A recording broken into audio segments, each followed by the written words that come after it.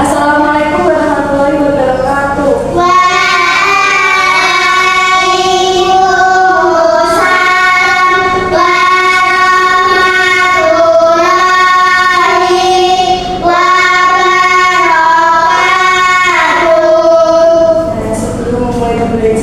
Sebaiknya kita berdoa terlebih dahulu. Berdoa menurut keyakinan masing-masing. Berdoa mulai.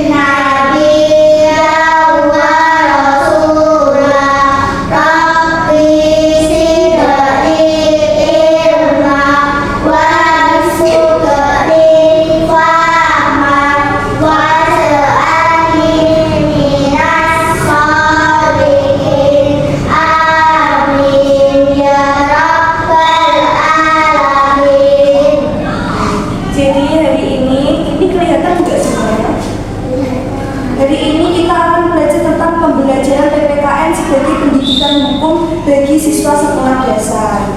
Nah, tujuan pembelajaran hari ini yaitu agar kita pertama memahami pentingnya aturan dalam kehidupan sehari-hari. Lalu yang kedua itu menyadari bahwa hukum dibuat untuk melindungi dan menertibkan masyarakat. Yang ketiga kita belajar disiplin, jujur, taat aturan di sekolah. Dan yang keempat mengembangkan sikap adil dan menghormati hak orang lain. Yang kelima menjadi warga sekolah yang sadar hukum dan bertanggung jawab. Oke, yang pertama yaitu pengertian pendidikan hukum bagi siswa. Pendidikan hukum adalah pembelajaran tentang aturan, tanggung jawab, dan akibat dari setiap tindakan. Bagi siswa SD, pendidikan hukum berarti belajar menaati peraturan agar semua merasa aman dan nyaman. Oke, di sini siapa yang sudah menaati aturan pendidikan? Tidak boleh membuang sampah sembarangan. Terus tadi upacara nggak? Nah, itu juga termasuk aturan. Lalu lingkungan sekolah sebagai tempat belajar hukum. Sekolah adalah tempat pertama bagi siswa belajar taat aturan melalui melaksanakannya. Kayak sebenarnya contohnya siapa? Itu kita tidak boleh kalau menunda-nunda. Kayak aku nggak mau speaker hari ini, itu nggak boleh. Harus semua mati. Yang kedua adalah tepat waktu. Tidak boleh terlambat saat sekolah.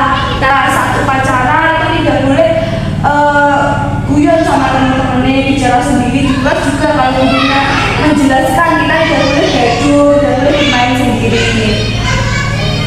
Selanjutnya nilai hukum yang merupakan tugas sesuai jadwal. Kalau misal ada tugas hari ini mengerjakannya nggak boleh mendadak.